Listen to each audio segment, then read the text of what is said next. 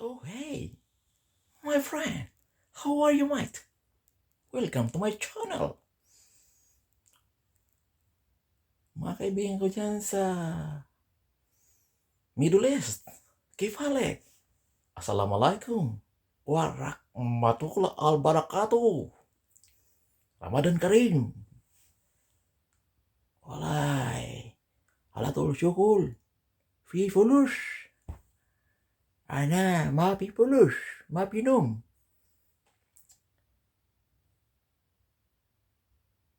Kaya, ito na lang. Nagsasalita. Isang OFW na katulad nyo rin. Humahanga. Natutuwa sa mga palabas ng ABS-CBN. Ako'y nalulungkot. Ako po'y isa sa nakikiramay. Hindi naman. Ganun. Nakikiisa sa 11,000 na empleyado ng ABS-CBN na malamang sila po'y mawala ng trabaho kung hindi nga magbukas uli ang temporaring na ipasara na ABS-CBN dahil hindi po na-isyuhan ng NTC, National Telecommunication Commission, ng isang provisional authority o tinatawag na temporary permit para makapagpatuloy sa pag-operate. So sa halip na mabigyan tulad ng pinangako doon sa congressional hearing noong March 10, ang binigay ay cease and desist order, mga kapatid. Nakakalungkot, di ba? Dahil siyempre, kung hindi nila susundin, hindi sila mag-off-air, so malamang yung pinaprocess na application na magkaroon uli o ma-renew ang kanilang franchise na ina-apply, kung magbubukas uli, kung gagawin at mapapigyan sa Kongreso, dahil nandoon na ihain na nila yon noon pang 2014, 2016, mga ganyan, di ba? Dapat aksyonan na yon. Okay? Kasi nung nangyayari, mga kapatid, wala tayo dapat isihin, okay? Mga Bisaya, wa tayo ang ibasolon, okay? Ay mo gusto ko, ay mo kalagot, sama na ko. Relax, smile, kapit lang. Ganyan, di ba? May problema na nga tayo, lockdown na nga tayo. Yung iba, lalo na pag may kamag-anak na OFW, hindi nakasama sa lista, masakit. Di ba? Samantalang no work, no pay naman yung mga OFW natin, di ba? Kaya, relax lang at malalagpasan natin lahat ito. Ganito kasi nangyari, mga kapatid. Dapat, hindi tayo magbitaw ng masasakit o umaanghang na salita. Nakakasakit sa kapwa, di ba? Dahil, alam mo kung bakit. Ito ay hindi hawak ng isang tao. Maski presidente natin, wala siyang power na magbigay na franchise. Dahil ito ay dadaan to ng isang proseso, di ba? So, isa na yung Congress dyan. Okay? So, ganyan.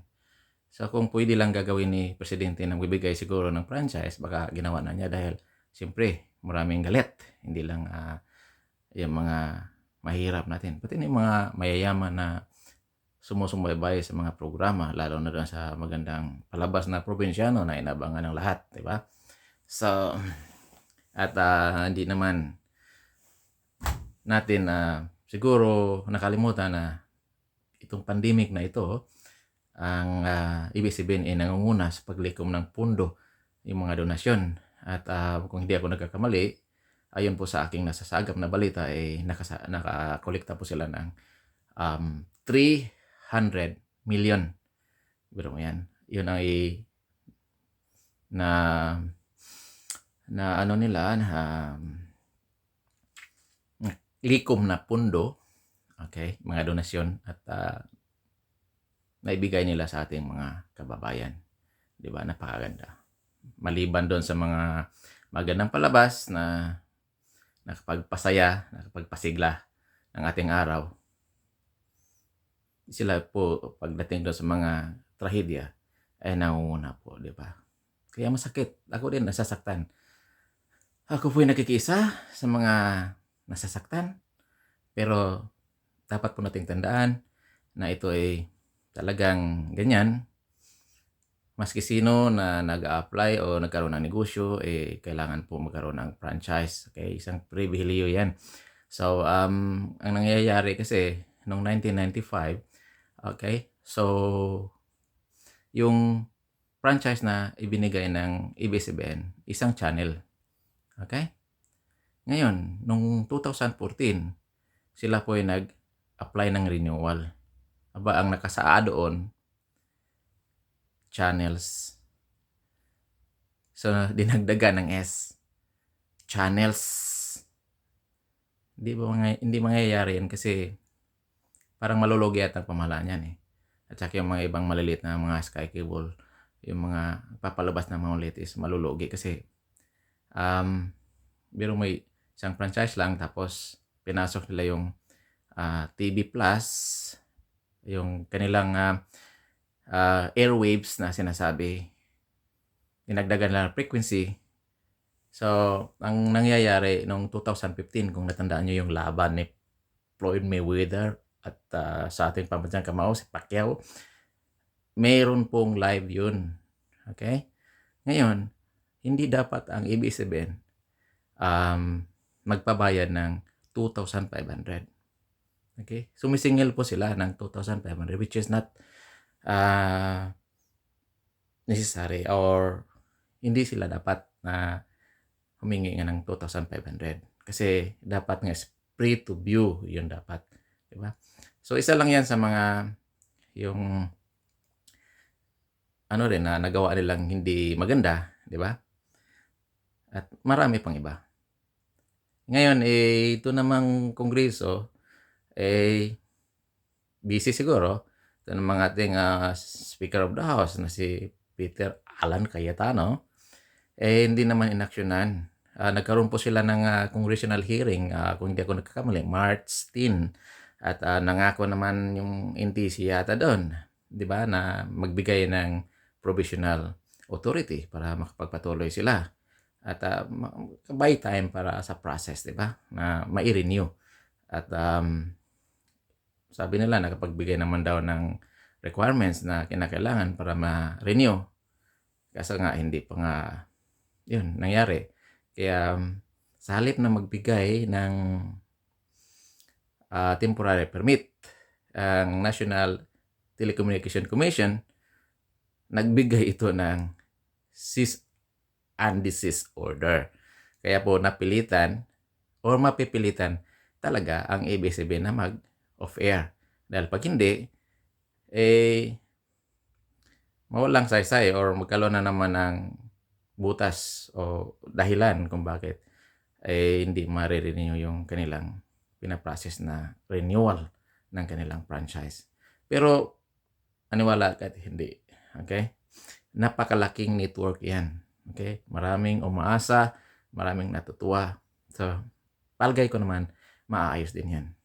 Dahil ika nga, nagkataon lang at hindi sinasadya na nangyayari o ngayon na naipalabas yung cease and desist order na meron pa tayong mga lugar na nagkaroon ng extended community quarantine, ECQ, at hindi nakakalabas, doon lang sa bahay, manatili, umaasa ng suporta dahil hindi makapagtrabaho. Kaya dagdag sakit sa ulo. Pero sa sinasabi ko mga kapatid, ito ay maaaring magandang lesson na rin sa ibang mga broadcasting network. Okay? Na bago mag-expire yung kanilang franchise, dapat ayusin na nila. Di ba? At maiwasan yung mga ganitong pangyayari. Kasi alam mo, kung ating gagatungan ang ating mga kababayan, ano bang mangyayari sa kanila, di ba? Sila ngayon nalulungkot na, di na alam kung anong gagawin, di alam kung kailan tuluyang maglaho itong si COVID-19 na hanggang ngayon ay patuloy pa rin namimerhisyo sa atin. dagdagan pa dito na life natin magiging boring dahil nga itong kakaunting kaligayahan natin na mapanood yung mga idolo nating mga artista ay wala ng pag-asa dahil nga off-air na sila. Sakit, di ba? Sakit. Ang sakit ay para kang tinatamaan ng COVID. Tumatagos dito. At dito tutuloy, tatamaan ng puso mong nag-iisa. Ano ba yan? Sakit naman, di ba? Kaya mga kapatid, mga kabayan, relax lang tayo, kapit lang tayo. Ito ay magkakaroon din ng solusyon. Iniwala ka sa akin. Hindi ito hantong sa revolusyon. Kailangan magkakaroon ng solusyon. Okay? At bago ako magpaalam, before I sign out, my friend, you better help me. Subscribe my channel and likes and share. It costs you nothing, my friend. Hey, man, help me. If you help me, you're just like helping other people na siya ang aking tatabangan, tutulungan. Kaya, yun ang challenge natin. Magtutulungan tayo, magkakaibigan tayo. Ito yung kunting pakiusap ko. Mag-subscribe na kayo. Thank you. Cheers. Good night. Basta abangan ko. Kailangan dadaming subscriber ko. Dahil pag hindi, patuloy ako magsasalita dito hanggat magsawa kayo. Di ba? Bye.